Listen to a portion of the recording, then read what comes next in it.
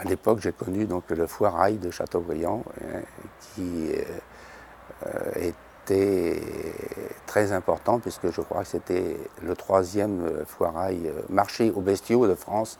Le premier c'était Sancoins dans le centre de la France et le deuxième ça devait être Fougères et Châteaubriand. À l'époque, le marché variait entre 1500 et 2000 bestiaux par semaine. Et la SNCF, à l'époque, avait un bureau où on accueillait les marchands de bestiaux qui voulaient expédier des wagons. Alors Châteaubriand était un marché un peu particulier parce qu'il y avait ce qu'ils appelaient les bêtes de viande qui descendaient souvent dans le sud-ouest de la France et il y avait aussi des bêtes d'élevage qui partaient plutôt dans le nord.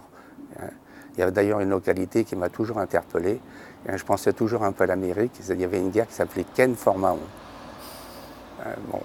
Mais il y en a eu beaucoup de bestiaux qui sont partis vers cette guerre, à Ville, Lille, et dans le sud, donc il y avait des wagons qui partaient avec des bêtes de ce qu'on appelait de réforme, qui servaient à faire le cassoulet.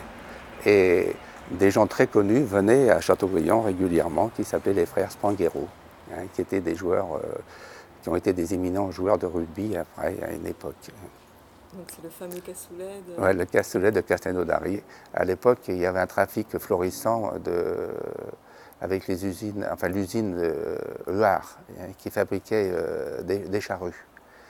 Qui fabriquait des charrues.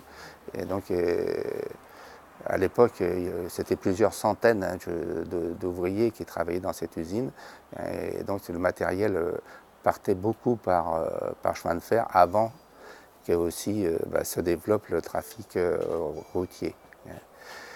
Il y avait aussi un train alors, qui n'allait pas vers Nantes, mais ça faisait partie du décor de Châteaubriand.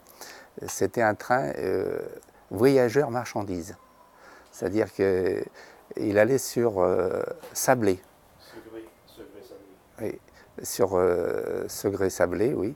Et donc les voyageurs montaient dans le wagon à quai et ensuite il y avait une manœuvre et on allait chercher éventuellement les wagons de bestiaux qui étaient eux sur le quai marchandises. Il y avait aussi un trafic d'engrais très important. Il y avait on recevait aussi des wagons de coques.